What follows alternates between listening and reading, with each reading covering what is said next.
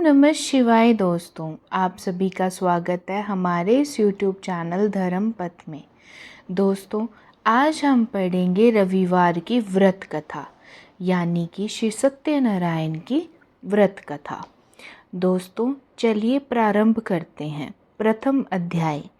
एक समय तीर्थ में शौनक आदि सभी ऋषियों तथा मुनियों ने पुराण शास्त्र के वेता श्री सूत जी महाराज से पूछा, महामुने, किस व्रत अथवा तपस्या से मनोवांछित फल प्राप्त होता है, उसे हम सब सुनना चाहते हैं।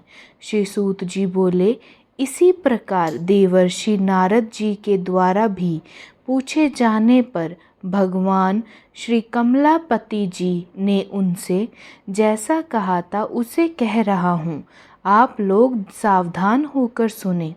एक समय योगी नारद जी लोगों के कल्याण की कामना से विविध लोकों में भ्रमण करते हुए पृथ्वी लोक में आए और यहाँ उन्होंने अपने कर्म फल के अनुसार नाना योनियों में उत्पन्न सभी प्राणियों को अनेक प्रकार के क्लेश दुख भोगते हुए देखा तथा किस उपाय से इनका दुख सुनिश्चित रूप से नाश हो सकता है, ऐसा मन में विचार करके विष्णु लोक को गए। वहाँ 4 भुजाओं वाले शंख चक्र गदा पद्म तथा वनमाला से विभूषित शुक्रवर्ण भगवान श्री नारायण जी का दर्शन कर उन देव निधि देव की वे स्तुति करने लगे। नारद जी बोले, हे वाणी और मन से परे स्वरूप वाले, अनंत शक्ति संपन्न, आदि मध्य और अंत से रहित, निर्गुण और सकल कल्याणमय गुणों से संपन्न, भक्तों की पीड़ा नष्ट करने वाले परमात्मन, आपको नमस्कार है। स्तुति सुनने के अनंतर भगवान श्री विष्णु जी ने नारद जी से कहा, महाभगवान, आप किस प्रयोजन से यहाँ आए हैं, आपके मन में क्या है। नारद जी बोले, भगवन, पृथ्वी लोक में आपने पाप कर्मों द्वारा विभिन्न योनियों में उत्पन्न सभी लोग बहुत प्रकार के क्लेशों से दुखी हो रहे हैं। हे नाथ, किस लघु उपाय से उनके कष्टों का निवारण हो सकेगा। यदि आपकी मेरे ऊपर कृपा हो तो वह सब मैं सुनना चाहता हूँ, उसे बताएं। श्री भगवान ने कहा, हे वत्स, संसार के ऊपर अनुग्रह करने की इच्छा से आपने बहुत ही अच्छी बात पूछी है।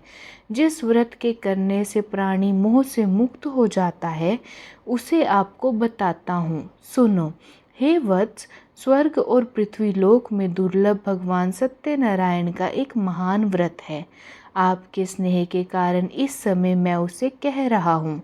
अच्छी प्रकार विधि विधान से भगवान सत्यनारायण जी का व्रत करके मनुष्य शीघ्र ही सुख प्राप्त कर परलोक में मोक्ष प्राप्त करता है।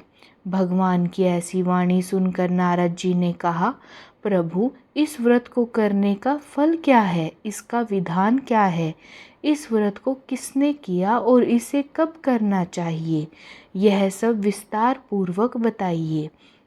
भगवान ने कहा, यह श्री सत्यनारायण जी व्रत दुख शोक आदि का शमन करने वाला, धन धान्य की वृद्धि करने वाला, सौभाग्य और संतान देने वाला तथा सर्वस्त्र विजय प्रदान करने वाला है।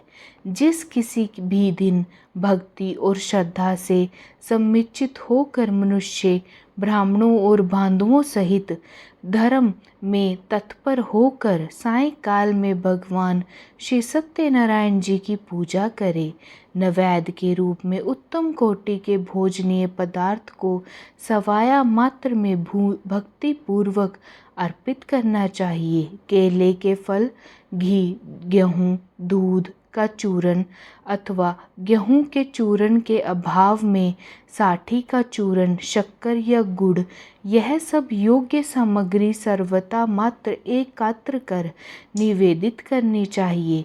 बंधु बांधवों के साथ श्री सत्यनारायण भगवान जी की कथा सुनकर ब्राह्मणों को भोजन कराना चाहिए।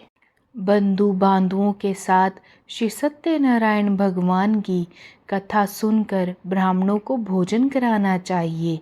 भक्ति पूर्वक प्रसाद ग्रहण करके नृत्य गीत आदि का आयोजन करें तदंतर भगवान सत्यनारायण का स्मरण करते हुए अपने घर को जाएं। ऐसा करने से मनुष्य की अभिलाषा अवश्य पूर्ण होती है। विशेष रूप से कलयुग में पृथ्वी लोक में यह सबसे छोटा एवं सरल उपाय है। श्री सत्यनारायण भगवान की व्रत कथा में प्रथम अध्याय संपूर्णम।